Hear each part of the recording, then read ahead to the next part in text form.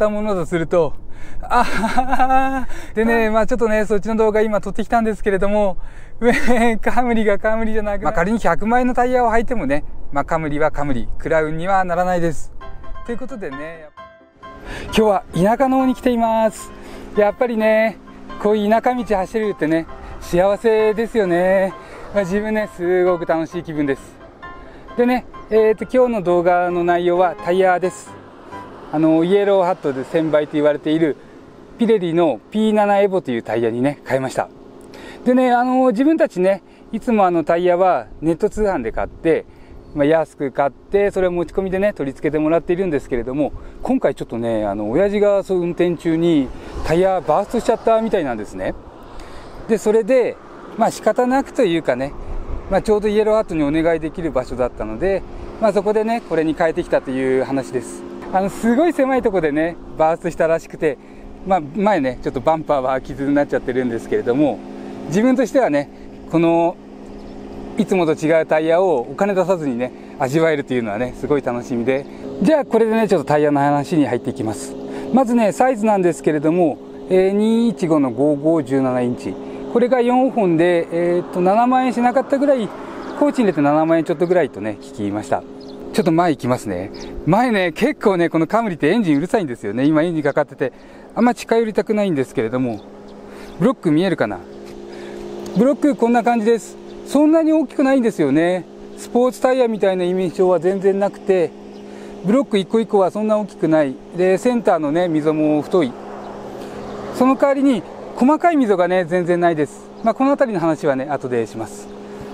あとね、ショルダーの部分が結構丸いです。これが丸いんでね、ローダウンして辛い位置狙うんだったらやりやすいでしょうし、逆にね、こんな感じで何もしないで乗るんだったら、ちょっとね、丸さがこう、かっこよさにはね、どうなのかなというのはありますね。多分この丸さはサイズによっても変わってくるので、このサイズだったらこんな感じといったところです。すいません、ちょっとね、中でこの状態で話させてください。規格がね、ちょっとね、パッと見ても分かんなかったんですね。多分、エトルトスタンダードか、エトルト XL って規格で、通常タイヤ見るとね、パッと書いてあったと思うんですけれども、これによってね、基準となる空気圧が変わってきます。でね、今、ちょっとよく分かんないので、とりあえず乗ってきた状態。動画は、最初ね、大雑把な感想。それで、少しマニアックな内容に触れて、最後ね、輸入タイヤだったらこの辺いいんじゃないのっていう自分のおすすめをね、上げさせてください。自分たち今まで車10台ぐらいで、多分20種類以上のね、輸入タイヤを使ってきました。高いところですと、ミシュラン、コンチネンタル、グッドイヤー、それからピレリの高い方、P0 とか、それで安い方は中国産のとか韓国のタイヤ、それからインドネシア、マレーシア、タイ、ちょっとよくわかんないのもね、いっぱい乗ってきています。でね、思うんですけれども、そういうタイヤね、当たり外れがね、すごく大きいです。結構ね、極端なんですよね。柔らかすぎたり、硬すぎたり、ハンドルね、ここ、中心付近は応答なくて、切ったらいきなりね、こう、陽の立ち上がりが敏感になったりとかいうね、タイヤがあったり、あと冷えてる時と温まってる時でも全然グリップ力違ってね、もうサーキットとか行ってもめちゃくちゃ当たったりね、そういうタイヤがあったり、あと振動、ノイズ、そういうのもね、本当にね、極端でみんな特徴強くてね。で、思うんです。普通っぽいタイヤを引いたら当たり。まずね、輸入タイヤの中で安い中国製とかのを見たら、いや、普通っぽいのが当たりです。で、これピレリなんですけれども、ピレリね、高いのはイタリア生産ほぼ確定で、安いのはね、中国産、トルコ産とかがイタリア産とかも混ざってるらしくて、多分ね、中国製じゃないのかな。予想ですけれどもね。ということでね、最初は、せいぜい40キロぐらいまでを使うね、時速40キロぐらいまでで走る市街地を走って、で、そこで思ったのはね、ちょっとタイヤ硬くなったんじゃないかというぐらいでした。とりあえず言いたいのは、あれです。普通っぽい。なので、このタイヤどうしよう、買おうかどうしようか迷ってる。で、何かね、後押しが欲しい。迷ってるけど実際は決まっていて、誰か後押してくれたらね、欲しいという方には、これでいいんじゃないのって。とりあえず普通っぽいタイヤでね、そんな特別ひどいことはないなという話でね、ちょっと一旦これで終わりにします。さあ、じゃあ、ここからはね、少しマニアックと言いますか、乗った感じのね、話に入っていきます。でね、どうでしょう。普通っぽければね、それでいい。1本5000円ぐらいのサイズでしたら、自分もそう思います。でね、こっからは、2つの見方。まずね、自分のお金で買ったとしたら、もうね、安いから仕方ない。で、人のお金で買ったものとすると、カムリのいいところがなくなっちゃったってね。もうちょっと今日ね、もう空元気というかね、かなり凹んでます。動画でも自分結構ね、カムリのいいところを言ってきたと思うんですね。でその良さがみんななくなっちゃいました。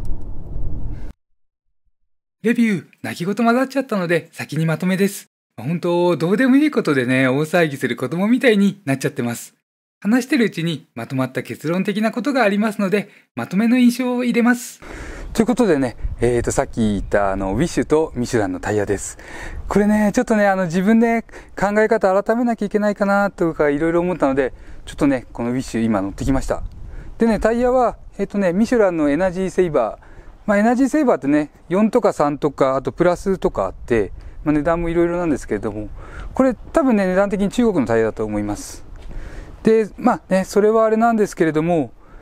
思ったのが、この時代の車ってね、ちょうどこれ10年落ちぐらいなんです。で、この時代の車って、いいって言われてるタイヤを履くとね、それなりに、それだけでね、いいんじゃないかと。自分もずっとそう感じてきました。でね、カムリは、GA 系プラットフォーム。この時代になると、車はかっちりします。それから多分ね、タイヤも新車時のタイヤにびっちり合わせていろいろできてるのかなっていうのがね、ちょっと思うんですよね。で、そうすると、当たり外れが大きい。可能だったら純正か、それに近い品番のアフターリプレイス用のタイヤを買った方が、結局いいのかなっていうのをね、ちょっと感じました。で、それが一番理想的なのかなっていうのをね、ちょっと今回思った次第で、最近の車は、新車はの時のタイヤがね、ああいうようにできてて、もうそれで完璧にバランスされてるのかなっていうのをね、感じました。じゃあすいません、ちょっとね、長くなってきたので、ここまでをね、一旦まとめます。まずね、40キロぐらいまでを基準にして乗るんでしたら、そんなにね、硬いタイヤじゃないです。この車で言うと、新車時についてたミシュランのタイヤを15000キロ使って、そこから見て少し硬いぐらい。で、あとそれ以外のね、静粛性とかどうこうっていうのはね、結構普通っぽくて問題なし。なので細かいこと言わなければね、国産とかのいいタイヤ買うより少し安く買えるというのがね、このタイヤのポジションかなと。で、細かく見てくると、ハンドルね、ぐっと重くなってグリップ感増したのは感じられます。でも、このカムリとのマッチングでいうと運転しにくくなりました。それから乗り心地なんですけれども、これもね、マッチングかな。もう元の車がそんなにね、細かいこと言わないようなタイヤだったら気にならないとは思います。で、あと予想なんですけれども、ブロックね、タイヤのブロックのところが細かい溝が少なかったので、これね、減ってきたらもしかしたら静粛性5号を言い出すのが目立つかもしれないです。ブロックね、やっぱりブロック小さくてよれやすい柔らかいタイヤの方が路面を叩く音もね、耳障りじゃない音になりやすい傾向はあります。やったーってね、もうちょっと今日ね、もう空元気というかね、かなり凹んでます。動画でも自分結構ね、カムリのいいところを言ってきたと思うんですね。で、その良さがみんななくなっちゃいました。そうだね。今もね、うまく乗れない。内側ちょっと入りすぎちゃいましたしね。ってところをね、じゃあちょっと一個ずつ見ていきましょうか。まずね、じゃあ乗り心地からいきます。乗り心地はね、確かに少し硬くなりました。で、それはね、いいです。ただ、車のね、ちょっと柔らかいところが目立つようになって、縦方向の位相がずれてるような感じでね、気持ちよくないんですよね、その揺れ方が。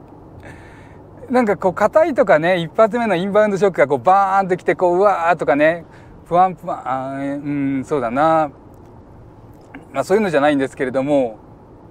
跳ねて着地、それからプカプカプカっていくのがね、気持ちよくない。でまあそれはいいです。多分慣れちゃいます。でハンドル、ここねカムリのいいところだったんですけれどもっていうのはこのハンドルの方です。あれです、中心がすごいねハンドル重くなりました。なので中心付近のねグリップ上がったと思います。でまあそれはいいんですけれども、ちょっとね60キロぐらいになってくると重くて動きにくいんだけれども、ちょっと動かすとね、この辺が過敏になってきて、その先がねこうふにゃっとしてるんですよ。まあコンフォート的なタイヤといえばまあそうなんですけれども、この敏感からね抜けてるとこに変わるこの辺が、そうやっぱりね車とバランス良くないのかな。で今ねノーマルモードなんですね。でこれねエコモードにするともっとハンドル柔らかくなるんですけれども、エコモードでもねハンドル重い。スポーツモードまでやってないんでちょっと踏んでみますね。スポーツモードにすると重い。全然今まで通りに乗れない。やっぱりこの辺がなんかね新車の時のタイヤってそんないいものじゃないっていう印象が今までだったんですけれども、やっぱり今の車ってなんですかね、すごいこうタイヤもセットでもうその一つのパッケージとしてできていて、変えるとダメなのかな、当たり外れやっぱりあるのかな。まあすごい細かい見方はしたらですけれどもね。じゃあちょっとね見方変えていきます。今まで自分たち結構輸入タイヤ買ってきていて、その中で外れ引いた多くがエコというのがねアピールされています。そういうタイヤです。で初めて気づいたのがグッドイヤーのLSXZ ってタイヤだったかな、 LS2000 だったかな、なんかねエコとスポーツを両立みたいなタイヤを使ったんですね。でその時思ったのは、中心付近がねここでグリップを抜いて燃費を稼いで、で切り込んだ先はねぐーっとこう陽の立ち上がり強くして、グリップ力増して、それでスポーツで合わせてエコスポーツみたいなね印象を受けました。でそのタイヤねちょっとサーキットなんかでも使ったんですけれども、失敗でしたね。乗るの難しかったです。であとねごめんなさい。でねやっぱそのタイヤ乗ってから気づくんですよね。韓国とか中国のタイヤでエコってつくのはね、だいたい中心のグリップを極端に落としてるなと。そうですね。なんかねいいタイヤでも直進時ってね、そのタイヤのグリップ力なんてもう 5% も使ってないって言われてますから、落とすのはいいんですけれども、このね人間がすごく敏感な真ん中から指1本2本あたりの反応ってね、機能ではなくて官能性能として見るとねすごく重要です。そういうのを含めるとこれは反応があるだけねいいです。なので最初普通とね言いました。でも、反応あればいいってもんでもなさそうですね。すいません、ちょっと追加でタイヤあれこれ言っちゃいましたけれども、どんなタイヤ履いてもね、どんなに変なタイヤでもどんなにボロいタイヤ履いてもね、やっぱりカムリはカムリです。想